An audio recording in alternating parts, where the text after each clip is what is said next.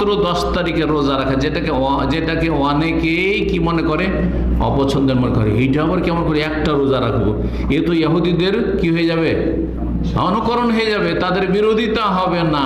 তাদের অবগতির জন্য বলছি, তাদের সংশয় নিরসনের জন্য বলছি যে নবী সাল্লাল্লাহু আলাইহি ওয়াসাল্লাম দীর্ঘ 9 বছর, মদিনা আসার পরে পরে জানলেন বিষয়টি, আর ওই বছর থেকে রোজা শুরু করলেন।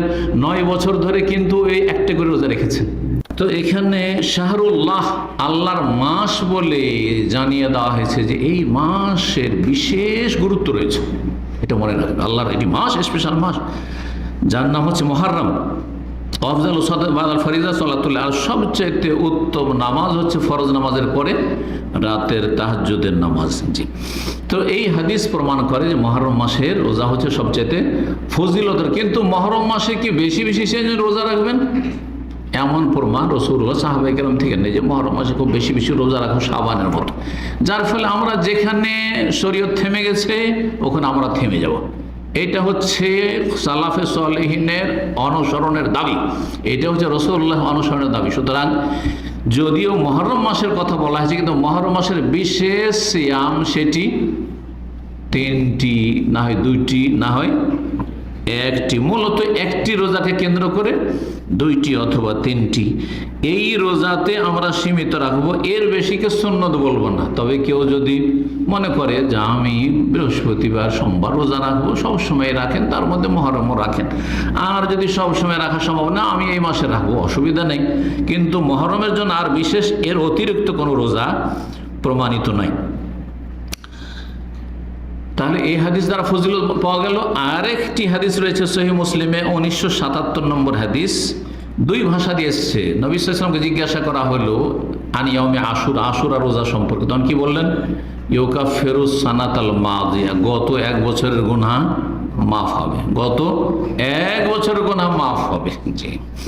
আর যখন আরাফা সম্পর্কে জিজ্ঞাসা করা, আরাফা রোজা সম্পর্কে বলে ইউকাফিরু সানাতাল মাদিয়া ওয়াল বাকিয়া, গত 1 বছর, আগামী 1 বছরের গুনাহ মাফ হবে। ছোট গুনাহ এমনিতেই মাফ হবে এই রোজা দিয়ে, আর বড় গুনার জন্য তওবা করতে হবে। যেমনটা এর আগে বারবার বিভিন্ন যে নফল নেক আমলের মাধ্যমে যে গুনাহ মাফ হওয়ার বিষয়টি আসে, সেই ক্ষেত্রে বলা হয়েছে যা উলামায়ে কেরামগণ বলেছেন, কারণ কাবিরা গুনার জন্য তওবা করার শর্ত রয়েছে।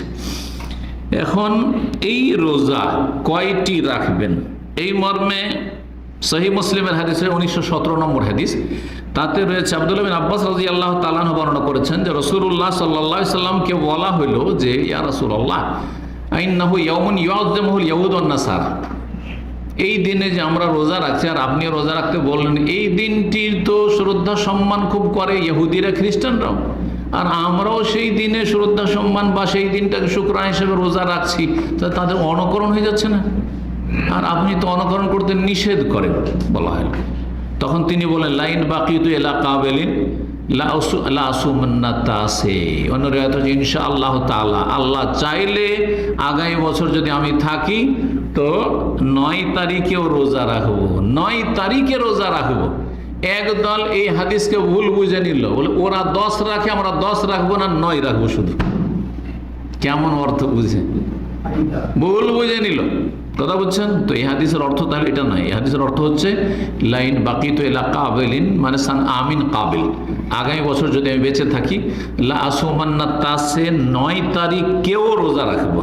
এই জন্য ইমাম ইবনে তাইমিয়া রাহিমাহুল্লাহ তার ফাতোয়ায় বলছেন যে লা আসুমান্না তাসে ইয়ানি মাল আশির, 10 তারিখের সাথে 9 তারিখে রোজা রাখবো। কিসের জন্য? লি আজালে মুখালাফাতিল ইয়াহুদ, ইহুদিদের বিরোধিতা করার জন্য। তারা 1 দিন রোজা রাখে আর আমরা 2 দিন রাখবো। 2 দিনের হাদিস বেশি প্রসিদ্ধ এবং সহিহ, যেমন সহিহ মুসলিমের কথা বললাম।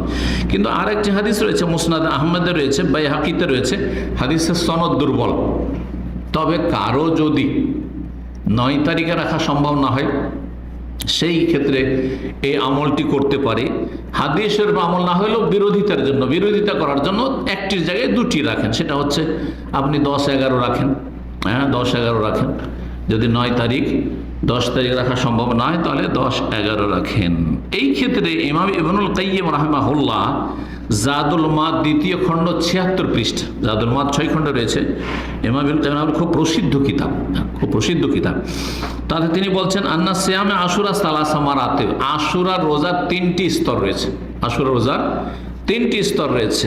1 নম্বর হচ্ছে সবচেয়ে উচ্চ স্তর, সৌমুত্তাসে ওয়াল আশের ওয়াল হাদি আশার, 9, 10, 11 তারিখ 3 দিন রোজা রাখেন। ওয়াহাজা আকমালুহা, এটা সবচেয়ে পরিপূর্ণ, সবচেয়ে উত্তম। 3 দিন কেউ যদি সিয়াম পালন করে। 2 নম্বর স্তর হচ্ছে সৌমুত্তাসে ওয়াল আশের, 9 তারিখ আর 10 তারিখের রোজা। এই ক্ষেত্রে ইবনুল কাইয়্যিম রাহিমাহুল্লাহ বলছেন ওয়া আলাইহি আকসারুল আহাদিস, অধিকাংশ হাদিস কিন্তু এইটাই প্রমাণ করে। এই জন্য অনেক আহলে হাদিস ওলামারা বলেন যে না 3টি না, কারণ 3টির হাদিস যেটা আছে সেটা তো জয়ীফ, আর সহিহ হাদিস হচ্ছে যে আগামী বছর বেঁচে থাকলে 10-এর সাথে 9 রাখবে, যেন 9, 10 বেশি উত্তম। তবে 3টি রাখলে নিঃসন্দেহে 2-এর চাইতে আশা করি উত্তম হবে। অধিকাংশ হাদিসগুলি 9 আর 10 সম্পর্কে আছে। এই জন্য কেউ যদি 2টো রাখে আর 9, 10, আর আরেকজন 2টো রোজা রাখলো 10-11, 10-11 চাইতে 9, 10 উত্তম, 10-11 চাইতে 9, 10 উত্তম।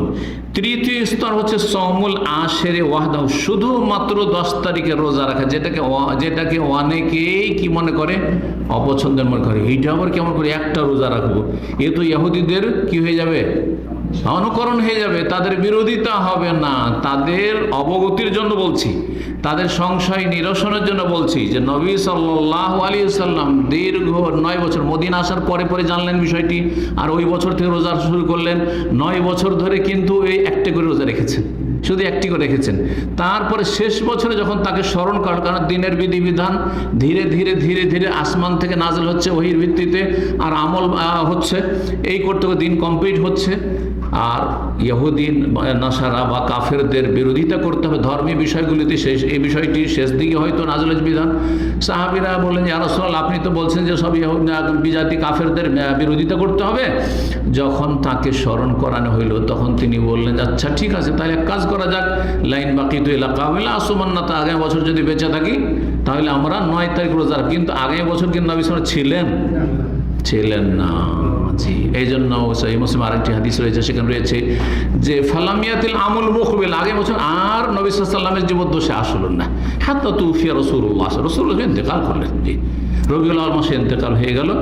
যেই বছরে বললেন যে আচ্ছা এই বছর তো মহরম চলে গেল, আগামী বছর, হ্যাঁ তার মানে 11 বছর সেটা চলছে, আর মহরম ফিরে আসলো না, তার আগে রাসূলুল্লাহ ইন্তেকাল হয়ে গেল। সুতরাং বলছেন ইবনুল কাইয়্যিম রাহিমাহুল্লাহ, ইবনে তাইমিয়া বলেছেন ওয়ালা ইউকরা, ওয়ালা সঠিক মত হচ্ছে যে একদিনও কেউ যদি রোজা রাখে সেটি মাকরুহ নয়, মাকরুহ নয়।